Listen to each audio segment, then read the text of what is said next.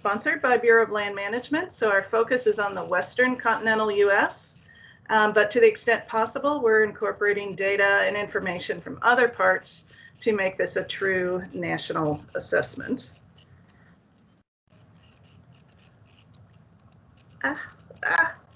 I've switched screens somehow. Okay, you still see this? Yes, sorry, I was on mute. Yes. Okay. Apologies. Again, not a Teams user. Our committee is outlined here, supported by a wonderful staff at the National Academies. And it includes, people like me who study restoration, a bunch of data scientists who are experts on surveys and analyzing data, a number of ag economists, and other folks involved in the native seed supply. Our approach has been focusing on understanding how well the native seed supply is meeting the needs of buyers and users for ecological restoration and other purposes. And we've done this through a series of interviews, presentations, field trips, etc. We're trying to understand how the native seed enterprise is impacted by differences between and within institutions and agencies that use native seed. We're trying to understand the drivers of seed purchase, the diversities of use, the supplier side, the nature of the demand signal in the native seed market, and infrastructure limitations as well. So if you read our interim report, and I'll show you the place you can download that at the last slide, you'll notice that we have avoided using the term genetically appropriate seed. The reason is, I think all of us have our own understanding of what that means, but that may differ widely between people. And so we are focusing on the term provenance-specific seed to describe a seed of known provenance, and then leave the use and the appropriateness of that to the different users. The interim report has 4 chapters: background, components of the native seed enterprise, so who uses native seed, who supplies it, intermediaries like seed certification, seed testers, seed storage, and other influences on the native seed market like policy drivers, funding drivers, etc. And then also we have a chapter on preliminary observations and what we do next. The preliminary observations is that users have varied objectives and needs. This probably isn't a big surprise to anyone, but some people are doing true ecological restoration in the sense that they're really trying to aim for a reference ecosystem and use seed and species that are appropriate for that site. But then there are a lot of other uses of native seed in terms of urban infrastructure, roadside use, strips in agricultural fields, and so forth. The seed market in the Western US is strongly affected by the large land management agencies, primarily BLM and Forest Service. Probably not a surprise to anyone. We found that you can't always get what you want. You can't get what you want in the time frame that you need seed, in the quantity that you want, of the provenance or quality that you want, and that there's very little overlap between what seed is wanted and what is available at any given time. We found that seed choices don't always work. They're not great for restoration.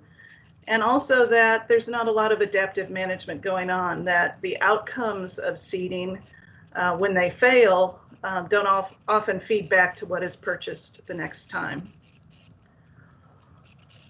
We found that budgets and seed specifications vary. Seed procurement is hampered by market volatility, driven largely by wildfire. And then risk and contract structure is another obstacle. We also found there's limited capacity for seed banking and warehousing. and that the East and the West are very different beasts when it comes to how we use seed and how much we need. The next step is collecting data from both seed users and seed suppliers. We'll be relying on questionnaires, surveys, semi-structured interviews, as well as presentations and focus groups to gather this data. And for seed suppliers, we're asking questions like how much seed do they sell? Do they have large inventories of unsold stock? How long can they hold seed in inventory? What's their capacity for collecting, growing, storing, and cleaning seed? Who buys their seed? What type of contracts do they use? How do they anticipate demand? And so forth. And for the purchasers, we're asking how much seed do they buy and how frequently and for what purpose? Is that native seed straight species, cultivars, source identified? What kinds of criteria are used to make decisions? Can they purchase what they want? How long do they have on a planning horizon? What is their capacity for storing and cleaning seed? And much more. And so I'd just like to thank the committee for whom I'm speaking today, as well as the National Academy staff, the reviewers that made our interim report much better than the first draft, and BLM for sponsoring the report. And I want to point you here to a website where you can download the report. And our surveys will be going out after the holidays in January, and we will be surveying as many people as we can. But if your organization or agency is not surveyed and you'd like to comment, there will be a comment page on the study website. Excuse me, and that's the URL right there. So happy to answer any questions.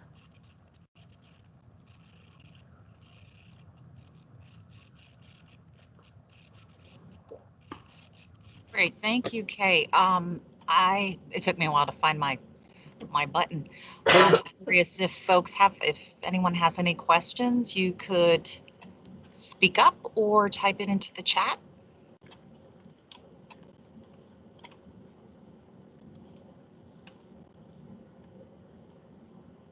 And if not, just visit the study website and you can comment there. Well, if not, I always have a question waiting, so I'll go ahead and Okay. folks, maybe your thoughts will start to gel as I'm asking this question. So I wonder if you could just repeat for me one of the things you said about agencies and reporting. So agencies will be invited, will be reporting through a certain mechanism, or should take it upon themselves to just go in and report? No, you will be asked to report, so you will be sent a survey or a request for an interview. And that's the PCA federal agency, or more than that? It's more than that, because we'll be talking with a number of state agencies as well. So, and I have to say, we are not entirely sure if we will subsample from our list of users and providers, because we have very long lists of each. And so if you do not get surveyed, then you can report through the page that I showed you on the PowerPoint. Okay. And just a follow up to that, in honor of National Native American Heritage Month, do you have inroads to obtaining tribal input? We do. We have a member of the committee who is involved in a tribal native seed enterprise, and he is ensuring that we reach tribes with our questionnaires. Excellent.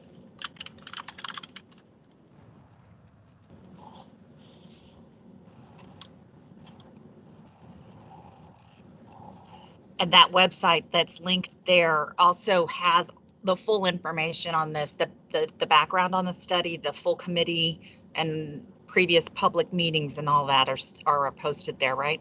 Correct, as well as you can download the interim report at no cost.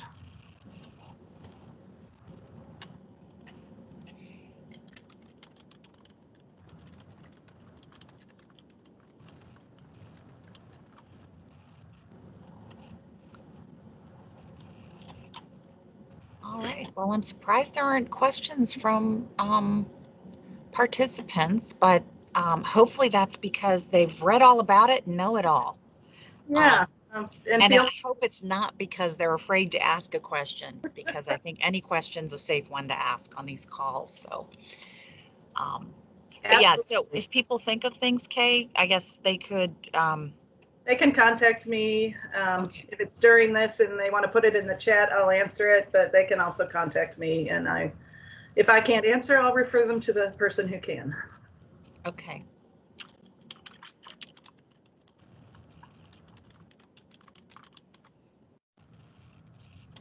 All right, excellent. So let me go ahead and grab the screen back. And in fact, we could probably put those links in the chat if that's a convenient thing for you to do, Kay. Or I don't know if someone else from the committee is on the call here with you. I can attempt to do that. Okay. Okay, great. Now I think I took the screen back and that folks should be seeing the agenda. Yes. Okay. So first of all, I did want to apologize and mention that I intended to record the session for the speaker, but it didn't dawn on me since we kind of did the update a little differently than usual to hit that button for Kay's presentation as well. So we did hit the record button. I just want everyone to be aware of it, and hopefully you're fine with that. Yes. Great. So let's go ahead. We're a few minutes early, but that's okay. Let's turn to our presentation. Our featured speaker for today is, as you've already met, Miss Alyssa Samoy. She is an enrolled member of the Chippewa Cree tribe in Montana. And I think she mentioned a little bit about her father, and she grew up on the Rocky Mountain Front Range in Arvada, Colorado, and received her undergraduate degree in rangeland ecology with a concentration on restoration ecology from Colorado State University. She was an intern to, lost my screen. I don't have it memorized. I'm sorry, Lisa. She was an intern for the Bureau of Indian Affairs at the branch of Forest Resources Planning, and then later with the Confederated Salish and Kootenai tribes, learning fire fuels monitoring and timber marking and scaling, and finally spent time with the Alaska region for research on the carbon credit market involving Alaska Native corporations. She currently works as a natural resources specialist at the Bureau of Indian Affairs and in the Bureau of Indian Affairs, Tribal Resilience Program, and is stationed on the Northern Rockies Front Range at the BIA Rocky Mountain Regional Office in Billings, Montana. And today she'll be speaking to us about native plant conservation in the Bureau of Indian Affairs. Welcome, Alyssa, and I'm looking forward to it. I'll hand it over to you. Thank you. You're going to run the presentation, or would you like me to? I'm sorry. I will run it. Thank you. Okay. Okay. All right. Can everybody see? Okay. Yes, looks great. Perfect. Okay. So, hello everyone. My name is Alyssa Samoy, and I'm obviously with the Bureau of Indian Affairs. I do want to preface this presentation by stating that I know a lot of you have worked with tribes already, or at least some of you have, and so you're familiar with some of this, and so I apologize if you're already very familiar or if I'm stating things that, you know, seem very general. So with that, I want to say that today I'll be taking you through a brief history of the Bureau and some of the important federal Indian policy that shaped how we function today, and give you a quick rundown on what types of funding that the BIA has for native plant conservation projects and some specific examples of tribal projects that the Tribal Resilience Program has funded for native plant conservation related work this past year. I want to mention that you are welcome to unmute yourself or post a question in the chat box during the presentation. I'd be open to discussion about anything that pops up along the way. So again, just taking you through the overview for today, that we're going to be going through the BIA history and federal Indian policy, some organizational structure of BIA, and then the funding opportunities that we offer for tribes in different parts of the BIA. And then because I work in the Tribal Resilience Program, I'll be spending more time telling you about our program and what makes it unique and beneficial for tribes. And finally finishing off with some ongoing tribal projects that have been awarded by Tribal Resilience Program this past year. So one of the first things that you may find when working with Indian country is that the Bureau of Indian Affairs itself has a history rooted in the assimilation of Native Americans, but it's equally important to not only acknowledge this history, but to acknowledge how the agency has come far from what it used to be through much change in federal law over the past century. I'm not going to read over all these changes, but I will point out in a few important points that I'm going to touch on again today. In 1774, a committee was established for Indian Affairs, but it wasn't until 1849 that Indian Affairs was moved from where it originally sat in the War Department to the U.S. Department of the Interior, where it sits today. It was formally renamed the Bureau of Indian Affairs nearly a century later in 1947. An important law underlying both tribal sovereignty and BIA's relationships with tribal nations in terms of trust responsibility and funding mechanisms is the 1975 passing of the Indian Self-Determination and Education Assistance Act, aka Public Law 93-638. In the same year, contributing to the organizational structure that we have today, what was known as trust responsibilities became its own kind of subcategory that encompassed natural resources related programs in support of tribal trust assets. So today, this is the Office of Trust Services. Also notable in 2011 was the first year that the BIA was able to support tribes through a funding opportunity for tribal climate adaptation planning. It wasn't until 2016 that this program later grew and became known as the Tribal Climate Resilience Program. So this is our current, it's a very general, obviously, organizational structure, but I didn't want to throw too much at you. And I'll tell you a little bit about each of the larger pillars. So Asia, or the Assistant Secretary of Indian Affairs, assists and supports the Secretary of the Interior in fulfilling the federal government's trust responsibility to federally recognize Native American tribes, Alaska Native villages, and individual Native American trust beneficiaries, and maintaining that federal and tribal government-to-government relationship. The Bureau of Indian Education was previously known as the Office of Indian Education Programs, but has since undergone evolutionary changes in its mission since it was originally created, similar to the way that BIA has. No longer boarding schools banning tribal culture nor underlying goals of assimilation, but the new mission of the agency is to provide quality education opportunities in accordance with the tribe's needs for cultural and economic well-being, and in keeping with the wide diversity of Native American tribes and Alaska Native villages as distinct cultural and governmental entities. The Bureau of Indian Affairs' mission is to enhance the quality of life, promote economic opportunity, and to carry out the responsibility to protect and improve the trust assets of American Indians, Indian tribes, and Alaska Natives. So within the BIA, there are 4 major offices. Today, I'm going to be taking you through where native seed and plant conservation related projects can potentially be funded within the Division of Natural Resources, the Division of Forestry and Wildland Fire Management, and the Tribal Resilience Program, all encompassed within the Office of Trust Services, along with many other divisions. So as we know, there are many types of funding mechanisms that the federal government works with to distribute funding. Of these, the BIA works oftentimes with Public Law 93-638 self-determination contracts.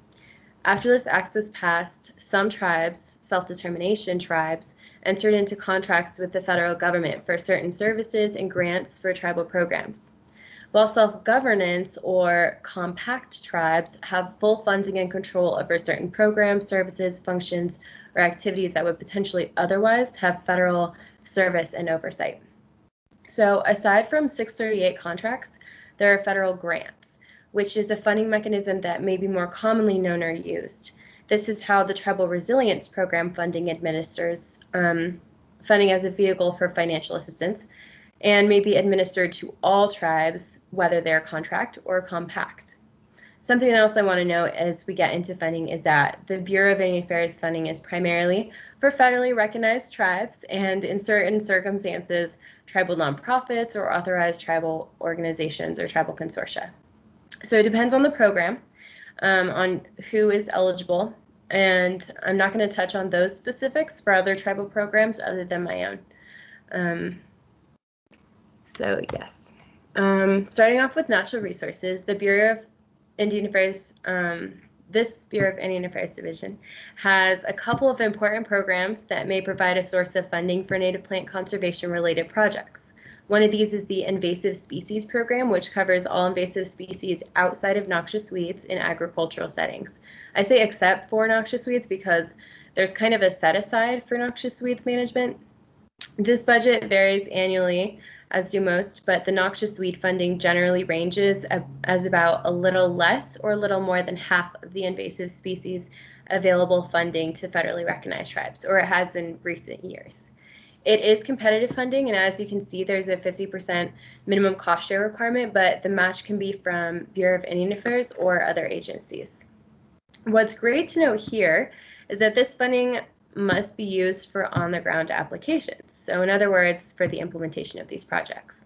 I think it's great to note this because the Tribal Resilience Program funding for such projects may only be used for their planning portions, particularly if these are changing as a result of climate-related impacts. So if tribes use part of the Tribal Resilience Program award for noxious weed planning as an impact of climate-related environmental change, then they can use natural resources noxious weed funding for implementation of that portion of their adaptation plans, ideally.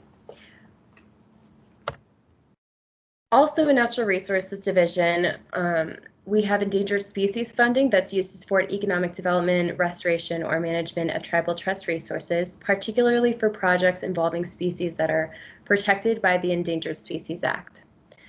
The funds are used to protect tribally important species and their habitats for up to $120,000 per application. They did want me to note that they do prioritize projects that require permitting to allow the development of other economic development projects such as oil and gas, timber harvesting, or green energy. But that they're also funding projects for tribally important species and habitats. So that one is a little bit trickier if you're just doing native plant conservation. Also in natural resources, I just wanted to note that the Tribal Youth Initiative funding is used to support and develop tribal youth programs that are focused on conservation and natural resources management. So it's more on the education side of things. Tribe can use this funding to hire interns or provide educational sessions for tribal youth so that they can learn more about culturally important environmental education and conservation and possibly encourage interest in pursuing these careers later. In our Forestry and Wildland Fire Management Division, they can fund many different types of programs and projects, but one that we'll note for the purposes of this presentation is the Forest Development Funding. This funding is also competitive, where each region submits the proposals they receive from tribes into a national pool for consideration, and then it's distributed regionally after the central office review. So as noted, the forest development funding can support projects such as food belt species or food belt species for traditional food preservation and native species restoration related projects. There's also a burned area rehabilitation program that may fund replanting or restoration related projects post-fire, but This funding is limited and comes out of fire, so it doesn't function like a competitive solicitation the way that the other programs may. Now I'm going to get into the Tribal Resilience Program funding on a more specific level than the other programs, since I'm in this program and know more about what types of projects that we funded and may fund.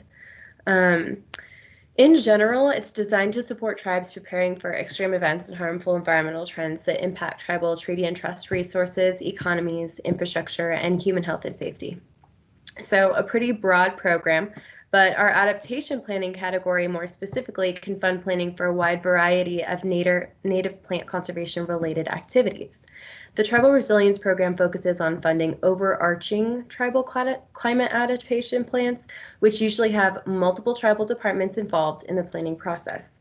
For example, as a critical component of these plans, tribal departments may consider funding for risk assessments that prioritize vulnerable plant and animal species, restoration-related planning for sites which have been impacted by harmful environmental trends, native seed collection and storage in the face of a changing climate, or supplemental monitoring for drastically changing populations of invasive species due to climate-related environmental change.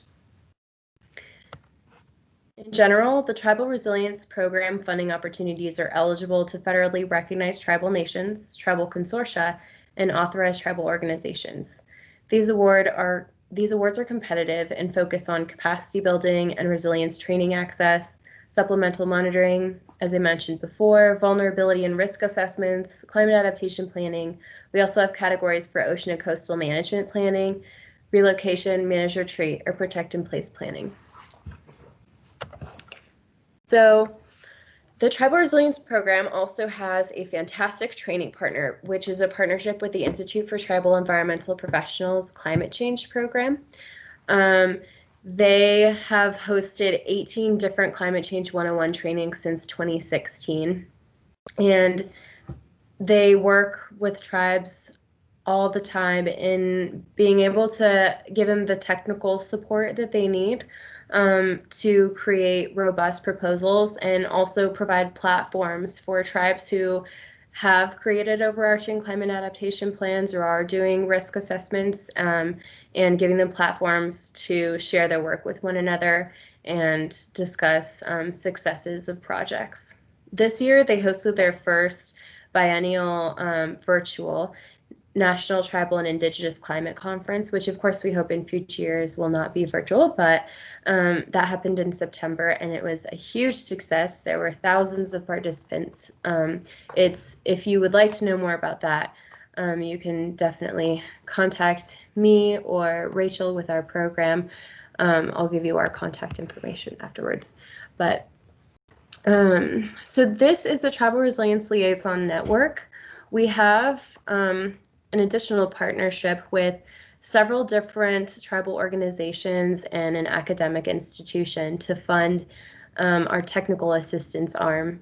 They cover all of Indian country, and they have a few different roles, but their main role is to be that connecting link between the tribes themselves and work with tribes directly, and to identify and make known those tribal priorities to better access the available data and expertise at the USGS Climate Adaptation Science Centers that are located throughout the country. They're housed at the Climate Adaptation Science Centers and at the host universities. In addition to the technical assistance arm, we also have a Bureau of Indian Affairs Regional Tribal Resilience Program support. And so they serve as Bureau project officers on grants that have already been awarded. And they can also plan with some of the modest regional funds from our program for certain resources for tribes, gatherings for tribes, or climate-related projects regionally. And some of them have had really meaningful work come out of their regions. They're all really great too. We have their contact information on our website page as well. Just a little bit more about our funding opportunity. So since 2011, we funded 703 awards with over 60 million, and our budget usually fluctuates between 8 million and is Congress appropriated, so it just depends. The NOFO, Notice Funding Opportunity, is posted on grants.gov, and this year it will probably come out early January, we're hoping, for the next round of funding. And then we usually have a frequently asked questions webinar to follow the release of the Notice of Funding Opportunity.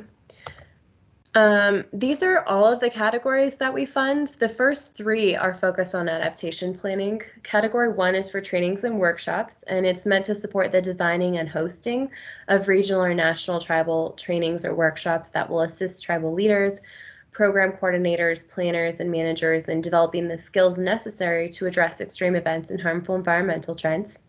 Category 2 is usually the most popular category by far, and it supports the adaptation planning and data development itself. This is the one I mentioned before. These awards are designed to support tribal governments in the development of adaptation plans, vulnerability assessments, data analysis efforts such as supplemental monitoring to address extreme events and harmful environmental trends. And category 3 is a smaller category of funding for a max of $15,000. These travel awards are designed to provide access to training and technical workshops that help maintain or build adaptation knowledge and skills for resilience. The awards support travel for tribal leaders and staff to attend trainings or workshops to participate in cooperative resilience and adaptation efforts. Categories 4 and 5, on the other hand, they focus on ocean and coastal management planning. These are open to both ocean and coastal tribes and Great Lakes tribes. Category 4 awards are designed to assist tribes basically with marine spatial planning, coastal adaptation and resilience analysis, and cooperative marine resource plans.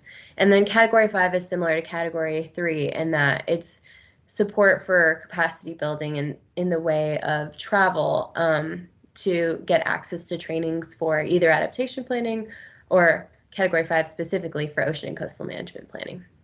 Category 6 is our capacity building award that supports tribes with limited technical or staffing capacity to hire part-time staff or consulting to develop a category 2 proposal later, to then perform risk assessments or scoping activities with the community to address extreme events and harmful environmental trends. So last but not least, we have category 7 awards for relocation, manage retreat, and protect in place planning. Tribes that apply to this category are dealing with threats from intensifying coastal or riverine erosion, flooding and permafrost degradation, sea level rise, and similar impacts.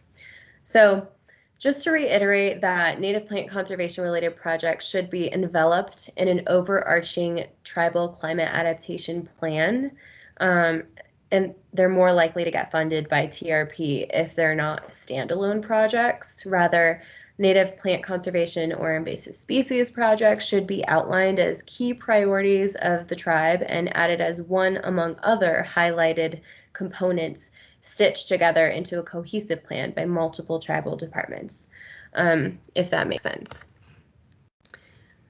So this is just a couple of charts that we made over the past couple of years from our program and kind of where across the country our funding has been distributed. I wouldn't say that it's disproportionate in distribution, even though it looks like it. We do receive,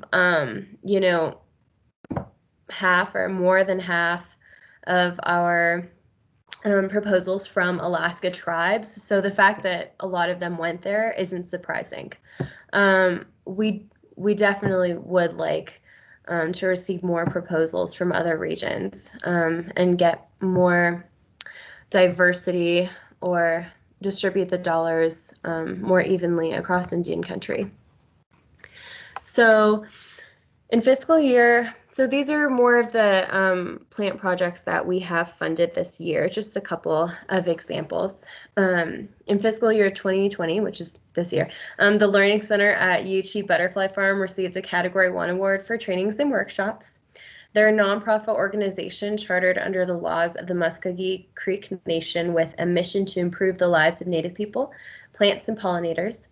The organization has a documented track record of successfully training over 1,000 tribal citizens to master the technical concepts and skills needed for horticultural production, butterfly farming, sustainable agriculture, and native plant conservation.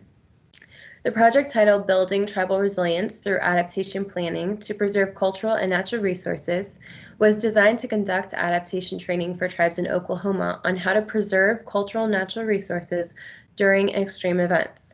Workshops for this project are provided by the Tribal Alliance for Pollinators, which is building capacity for native plant restoration efforts by providing tribes with training, technical support, and a native plant seed bank organized by ecoregion. Another example is TRP was able to fund a Category 2 award to the Bishop Paiute tribe for a project titled The Role of Traditional Ecological Knowledge and Cultural Foods Amidst Climate Instability, Adaptation Plan for Stewardship of Pinon Juniper Woodlands. The project has been created in order to conduct resilience and adaptation planning to identify and inventory pinon juniper woodland sites for tribal stewardship that will enhance long-term health and productivity of selected sites. The Tribal Nations Food Sovereignty Program has been working to increase access to bioregional, culturally appropriate foods while diversifying local food systems to provide increased stability for long-term community health amidst climate change. This has been successfully done through local adaptation of food crops and seeds, establishment of food production gardens, stewardship of native food plants, among other endeavors. They're working to understand variations in sustainable harvest times of traditional foods of this ecosystem, as well as changes to disease, pest infestations, and fire return intervals, which have the potential to impact this important ecosystem. And our third example is the Fond du Lac Band of Lake Superior, Chippewa. Then they were also granted a Category 2 award this year for a black ash sap flux study called the Climate Change Planning for Protecting Manumin in a Riverine Community. This study is being done in order to determine the effects of, I'm going to butcher this, Bapagigmac black ash loss due to climate change and emerald ash borer on wild rice waters in conjunction with gathering indigenous knowledge to help inform strategies. This keystone species assists in the stabilization of water levels in wild rice systems, and without them, the unique wetland conditions for this tribe could be forever altered. So lastly, I guess I'm just going to touch on how funding can be connected to needs when it comes to tribal funding, BIA funding, and other leveraging sources.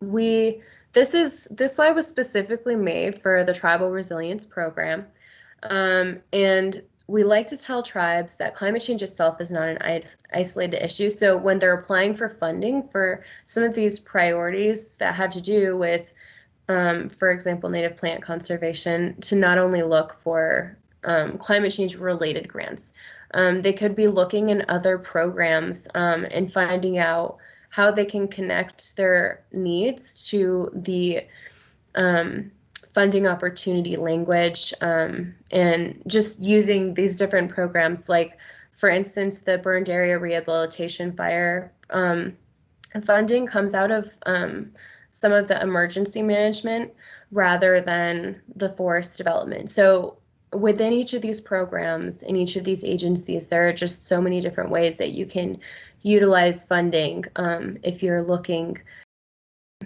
in the right place and using the right language, I guess. And so I also wanted to show you guys our geospatial applications really quick.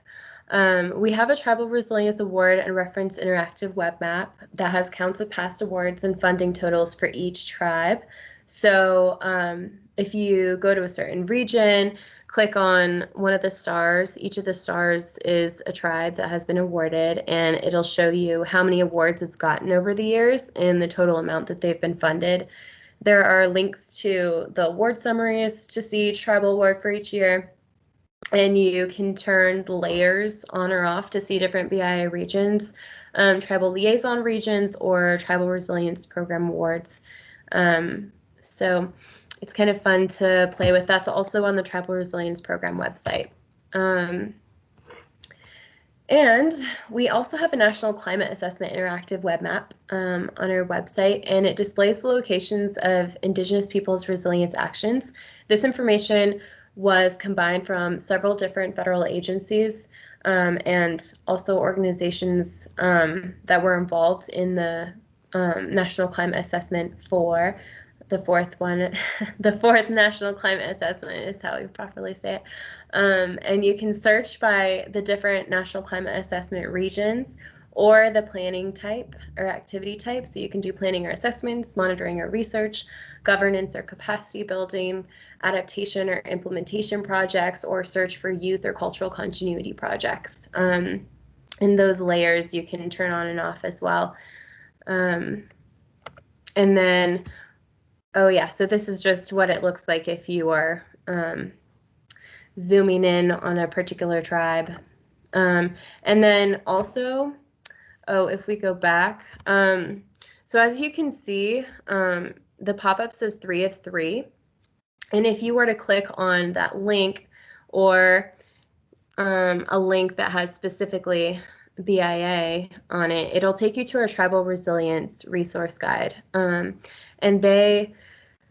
these are not for every tribe. I would say every tribe up until maybe 2016 or 2017, we have up-to-date information on this. We're currently like revamping this resource guide site, but what's on there right now, they have a bunch of different resources for past awards or groups that they're associated with, some climate resilience tools, data and maps for the tribe. So definitely worth checking out. And that's all. If anyone has any questions, feel free to unmute yourself or post it in the chat box. But thank you guys.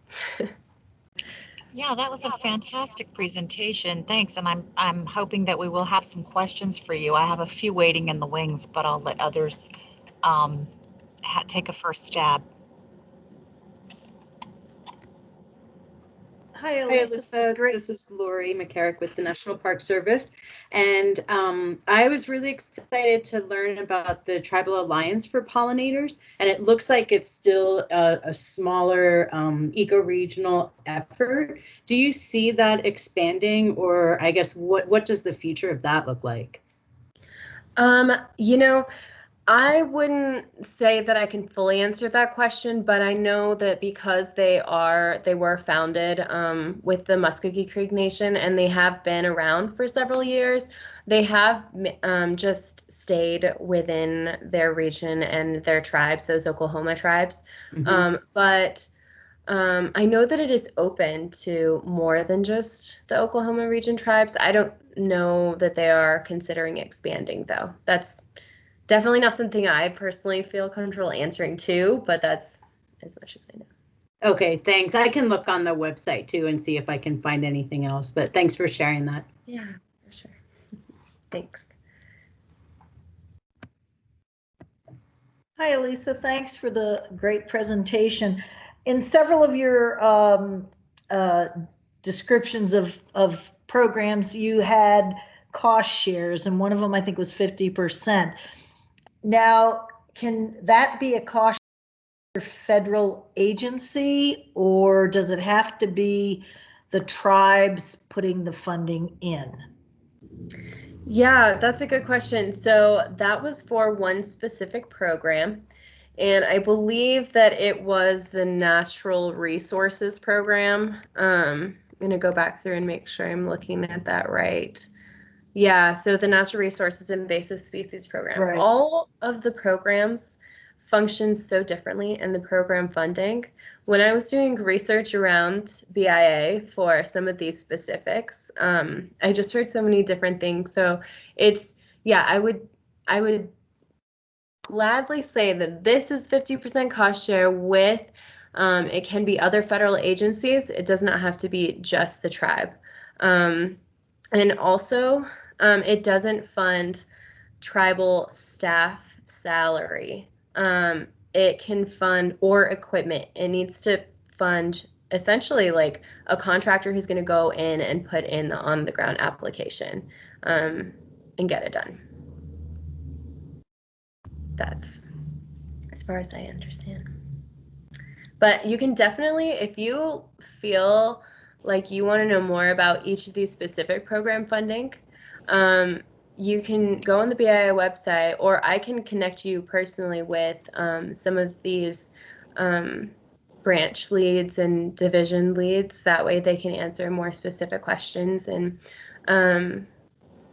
yeah, because I feel moderately comfortable answering them, but I also don't want to say, I don't know, anything too specific. That's great. Thanks. Yeah.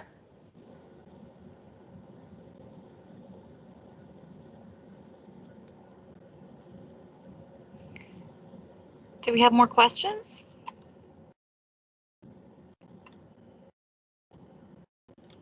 So to be clear, Alyssa, you were saying you've basically pulled this information sort of into one place, but it really represents funding mechanisms that are kind of sprinkled throughout the agency, not necessarily in your office, but in sister offices and departments or regions. Is that correct? Yeah, they're all in the Office of Trust Services, the ones that I presented anyways, which the trust services itself, because they're in support of the tribal trust assets, would be probably, I'm thinking, the only office that's going to fund anything related remotely to native plant conservation, anything natural resources related. And so, yeah, there are different divisions within the Office of Trust Services, though, that the funding, like you said, is just kind of sprinkled throughout. That you could. So is there a place to sign up to get notifications when these funding opportunities open, or is it on a rolling basis, or? Yeah, so they are different times of the year, obviously. What we use in the Tribal Resilience Program, there is a website called, I can post it. I'm going to have to stop sharing my screen, though. I'm going to post it in the chat.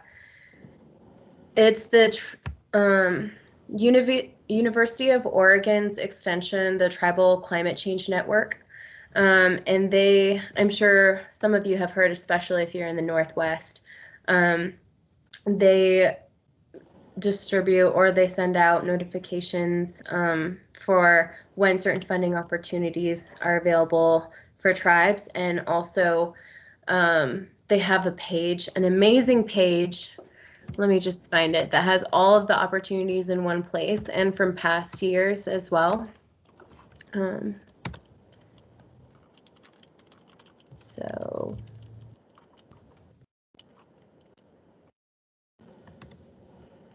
okay, the name of it is called the Tribal Climate Change Guide. And I'm going to post a link to it. Yeah, I believe her name is Kathy Lynn. She is the lead for that.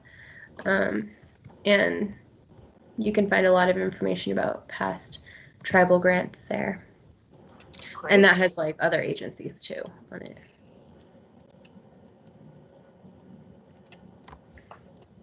Wonderful. Thank you, Alyssa.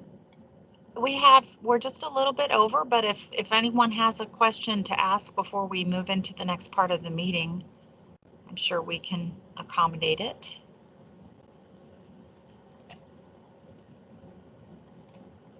Well, thank you.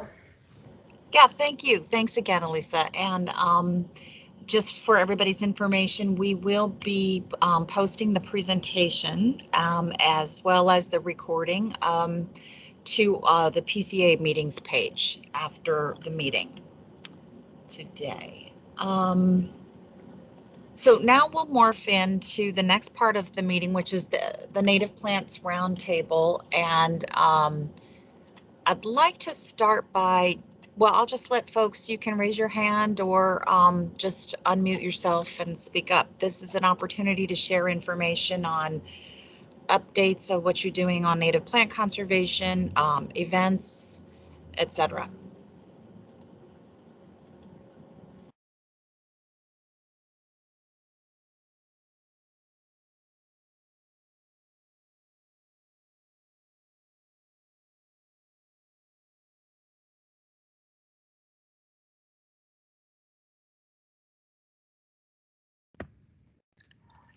This is Peggy, Patricia, and I'll just let folks know that the Society for Ecological Restoration's 2021 meeting is going to be virtual, and they have just opened it up for papers, for proposals to submit papers. So I would just say go to the Society for Ecological Restoration, which is ser.com or .org, sorry, ser.org. And it's virtual, so it makes it easier this year. Not as fun, though, as South Africa, but.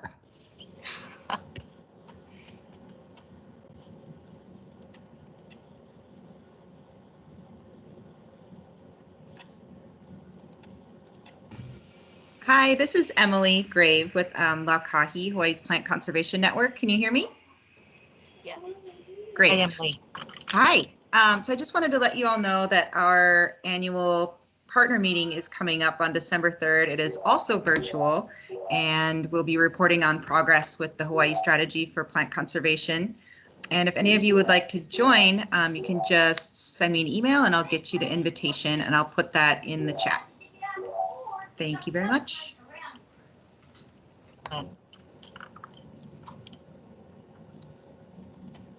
Thank you for that. Hi there. I'll just make a short, quick announcement.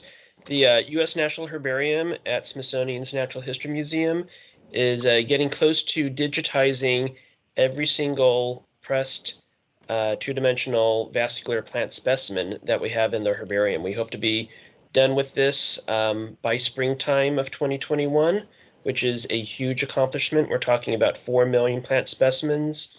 And Smithsonian this year changed their policy so that all of our collections are open access, which means every single digitized image is available online, available for use, available for download, for you to use as you wish for academic purposes, for commercial purposes, however you wish to use it. So it's an amazing resource. All that data, the label information has been transcribed and can be used quite well for conservation purposes. So we're getting close to being near the end of that project, and we're quite excited. If you have any more questions, feel free to reach out to me at krupnik@si.edu.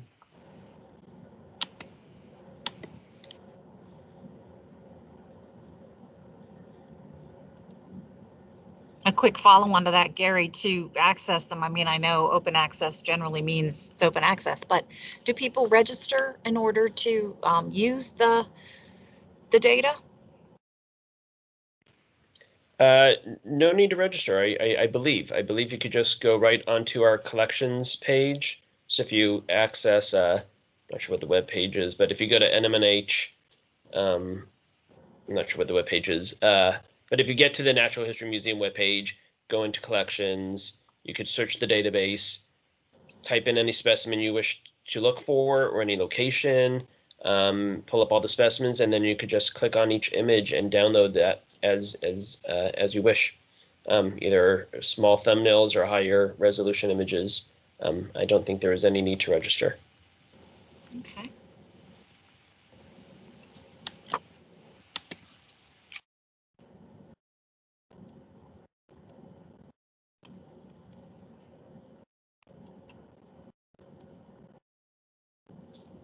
Hi, this is Carrie Radcliffe from the Atlanta Botanical Garden Conservation and Research Department. And Patricia had asked me just to give a quick update about the Southeastern Plant Conservation Alliance. So we have just had our third regular bi-monthly meeting. This followed about a week and a half after a leadership planning meeting in which we began using collaborative online whiteboarding to brainstorm some strategic planning materials, including some content that we're using to develop a one-page document to give to the administrative transition team in Washington, D.C. And we have updated our website recently, so I will share the link to that. So if you're in the Southeast or interested in learning more about what we're doing or joining any of our meetings, you'll be able to contact us. Thank you. Carrie, a quick question on that. Do people, can they be individuals or do they need to represent an organization to participate with you? So we have a new email list that's broken up into parts for individuals to join. So you may have heard of the Southeastern Partners in Plant Conservation conferences, for instance. So we've updated that email list to include different parts. So you can sign up for conference updates, general Southeast PCA membership updates, or you can sign up to join the task teams or working groups, as well as the leadership committee. So based on which things you check when you sign up for email updates, I'll get in touch with extra information. If you're just signing up for general updates, you would then just get our regular email correspondence. And that is just for individuals. And we welcome, individuals or individuals representing organizations. Excellent. Okay. Is there a link you could post in our chat or send Yes. to Maggie? Okay, great. Thank I'll you. do both. Okay. Okay. Thank you. Thanks.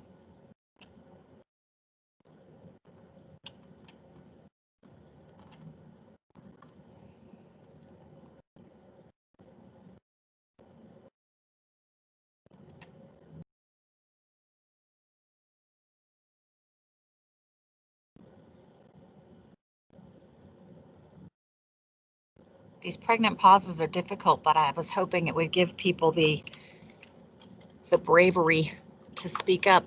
I do have a couple things I guess I could mention. One is that just recently I came across an Australian version or an Australian native seed survey that was kind of interesting. I hadn't heard of it yet, and it is actually, I can post that link as well, but it was just kind of interesting to take a look at it and to see certainly some of the similarities and in terms of the seed strategy that we've put together here for the United States and perhaps some of the differences. So let's see, I'm posting it. It's just a link. Let me type the name of it.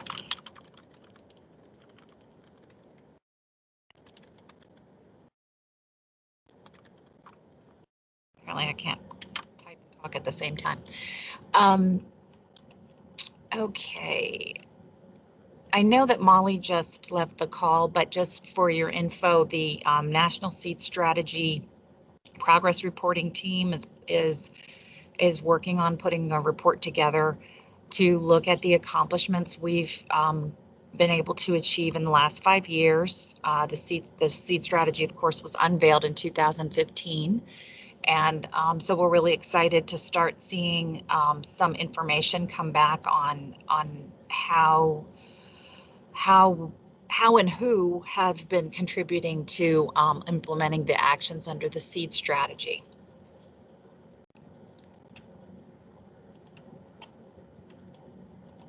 Let's see, and I think that's it for me for now. Anyone else? Patricia, this is Peggy again, and I guess I should say that we're putting in a symposium at the SER for the National Seed Strategy, just so folks know that there will be a session that will cover the assessment and each one of the goals. So, what we've done over the last 5 years and then what the future looks like. So I just wanted folks to know that we've got 2 symposia that deal with native plant materials that are going into that. Thank you for that.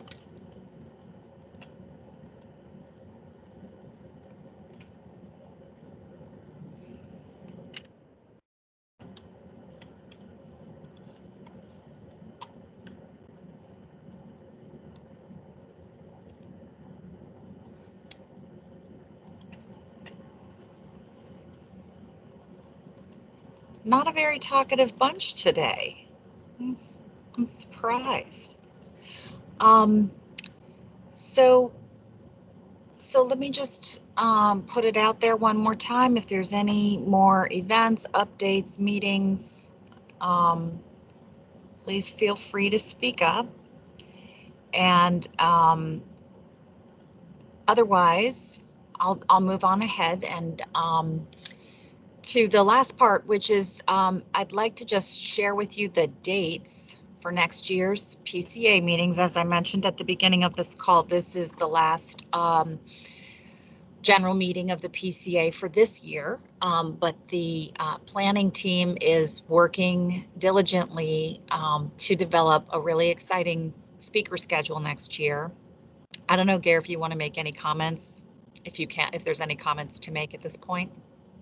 So I'll just say that we have confirmed 5 of the 6 speakers for next year. We're just waiting on one additional, to hear back from one additional person that we invited.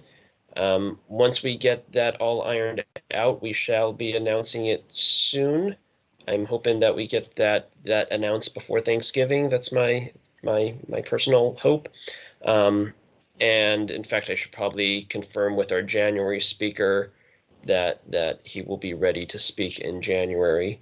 I think it's an exciting lineup of speakers from all across the board. And yep, that's all I have. Excellent. Thanks. So as part of my closing, oh, go ahead. Wait, I have one more thing, Patricia, sorry. No problem. We're going to try and set up a webinar, and it will be sponsored by PCA and SER, and it's going to be on the international standards for seed-based restoration, the standards and the guidelines that were developed back about, they were launched maybe September. So we're going to put something together, and I'm not sure, but maybe it'll be sometime in December. It will not be on the date or time of our usual meetings, but I would say it's open to anyone that's interested, and I think that the National Academy of Sciences is interested in hearing this. And we've got a fellow, Simone Pedrini, who made the presentation during the launch of the principles and standards. So we will be working with different people in different time zones. So it's going to be a little difficult, but I just we'll send out a notice through the listserv. All right, excellent. And actually that's a perfect segue because I did want to post the listserv link to the chat. I noticed it looks like I think there's a lot of internet connectivity issues across the board today. But so I think what I'll do, I can't seem to get the federal portion of the PCA page to load. And so for the Plant Conservation Alliance listservs, there's another, you can get to them from 2 places.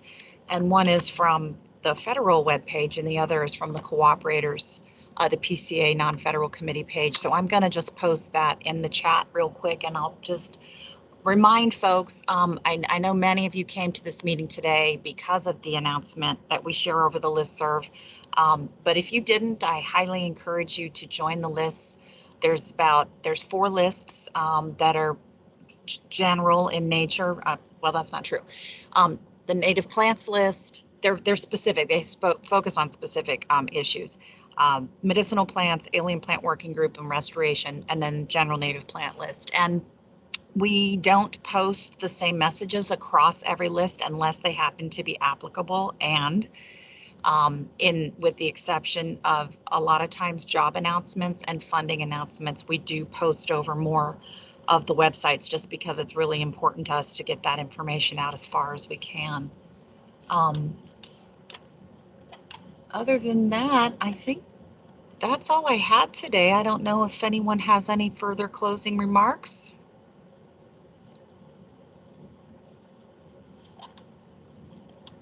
Wow. Well, so like I said, we will be posting the presentation to the website. Probably it'll take us about a week.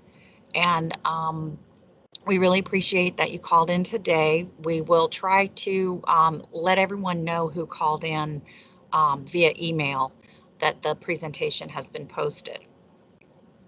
And without further ado, I hope that you have noted next year's meeting dates and that you will pencil them in on your calendar. And please check your emails for our announcement when we do get the 2021 speaker series off and running. Okay. Thank you for participating today. And thanks again, Alyssa, and to Kay for your presentations today. Yeah, thanks, Patricia. Bye, everyone. Thanks, Patricia. Bye. Thank you.